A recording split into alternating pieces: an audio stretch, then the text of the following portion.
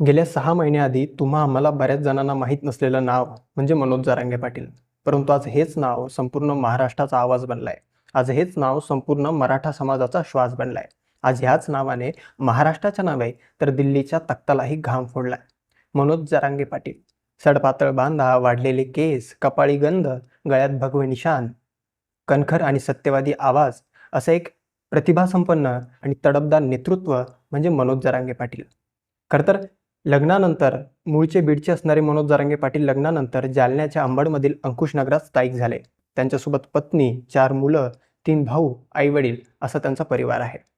आधी काँग्रेसमध्ये काम करणारे जरांगे पाटलांनी नंतर स्वतःची शोभा नावाची एक संघटना स्थापन केली आणि या संघटनेच्या माध्यमातून त्यांनी त्यांच्या कामाला अतिशय परखडपणे सुरुवात केली.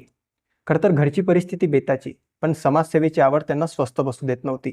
यासाठी स्वतःच्या वाटेला आलेली जमीन विकून त्यांनी मराठा आरक्षण चळवळीला बळ देण्याचं काम केलं. मराठ्यांना आरक्षण मिळालं पाहिजे आणि ही चळवळ यशस्वी झाली पाहिजे यासाठी गेल्या 10 ते 15 वर्षांपासून मनोज जरांगे पाटील सतत काम करत आहेत.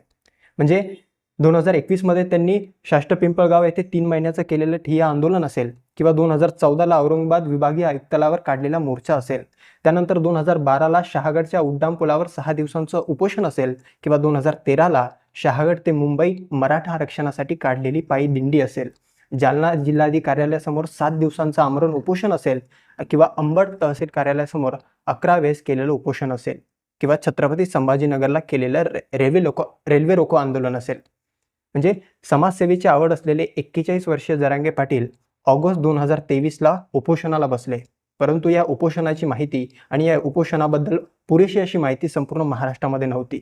त्याच दरम्यान जालन्यातील आंदोलकांवर झालेल्या लाठीचार्जमुळे हे उपोषण घराघरात पोहोचले आणि मराठा आरक्षणाच्या चळवळीसाठी आणि मराठ्यांना न्याय मिळवून देण्यासाठी एक नवा चेहरा, एक नवं नेतृत्व या देशाला लाभलं. त्यानंतर 41 वर्षीय मनोज जरांगे पाटील, वय 41 वर्ष आणि व्यवसायानं समाजसेवक असलेला मनोज जरांगे पाटलांचा 6 महिन्यापूर्वीचा लढा आणि 6 महिन्यापासून चालत आलेला त्यांचा लढा आपण बघत आलोय आणि दिनांक 27 जानेवारी 2024 रोजी त्यांच्या या लढ्याला यश आलं आणि मराठ्यांच्या मागण्या सरकारने मान्य केला.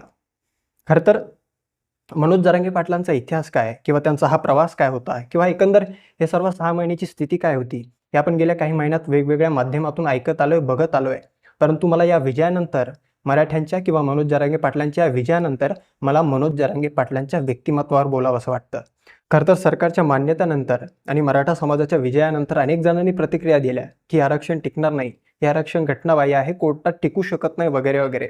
पुढे काय होईल त्यावर आपण बोलूच, पण आज मला बोलायचं ते सडपातळ देहाच्या, सावळ्या वर्णाच्या, कणखर तडफदार अशा नेतृत्वाबद्दल, ते म्हणजे आदरणीय मनोजदादा जरांगे पाटलांबद्दल. म्हणजे गोरगरीब मराठ्यांच्या लेकरांसाठी त्यांनी उभा केलेला लढा, त्यांची हिंमत, त्यांचा संघर्ष, त्यांचं ध्येय, या सर्वांचं वर्णन करावं तेवढं कमी आहे. म्हणजे 6 महिन्यांपूर्वी कोणालाही माहीत नसलेलं नावाने आज महाराष्ट्रात नव्हे तर देशात एक मोठा बदल घडून आणला आणि एक मोठा इतिहास घडवला. म्हणजे आजपर्यंत मुख्यमंत्री खूप झाले, आजपर्यंत नेते खूप झाले, त्याहूनही मराठा समाजाचे नेते खूप झाले आणि सर्वांनी शब्द दिला होता की सत्तेत आल्यानंतर पहिलं काम जर कुठलं करू तर ते मराठ्यांना आरक्षण मिळवून देऊ.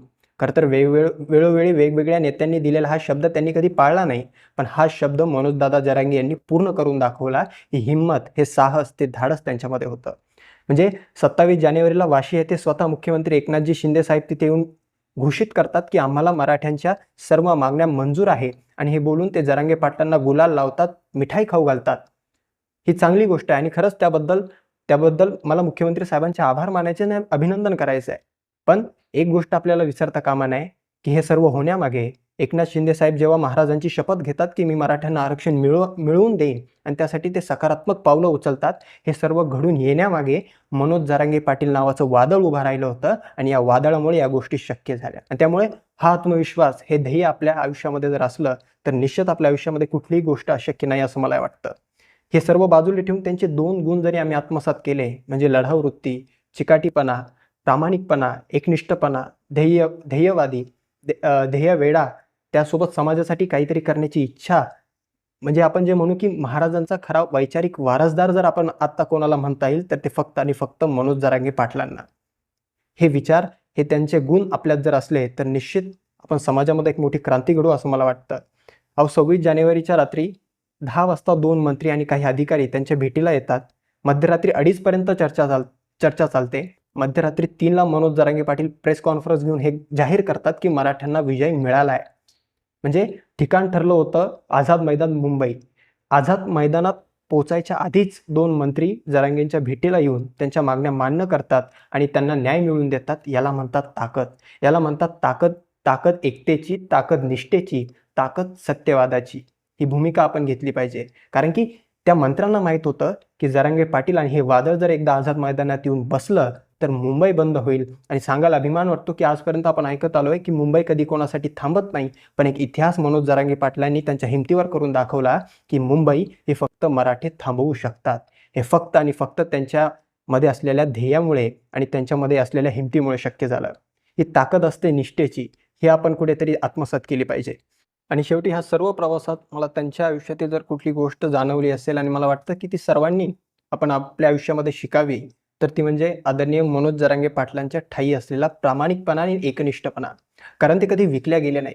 ते विकल्या गेले असते तर आज मराठा समाजाला न्याय मिळाला नसता. आपलं नाणं खणखणीत होतं. त्यामुळे ते वारंवार सांगत होतं की मी आरक्षण मिळवणार आणि मिळवणारच. कारण की असं म्हणतात ना की जेव्हा सरदार प्रामाणिक असतो तेव्हा सैन्याला पराभवाची भीती नसते.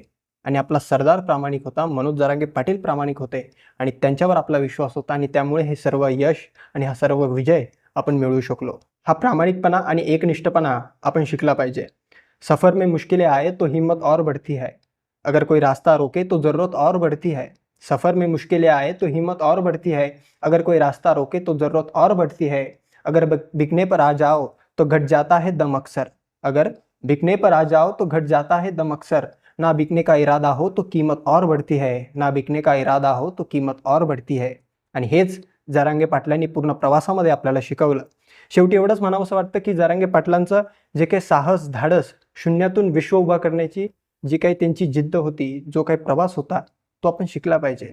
म्हणजे एका सर्वसामान्य कुटुंबातून कुठलंही आर्थिक, राजकीय पाठबळ नसताना कुटुंबाला, समाजाला कुटुंब मानून त्यांच्यासाठी काम करण्याची त्यांच्या जिद्द होती, प्रेरणा होती.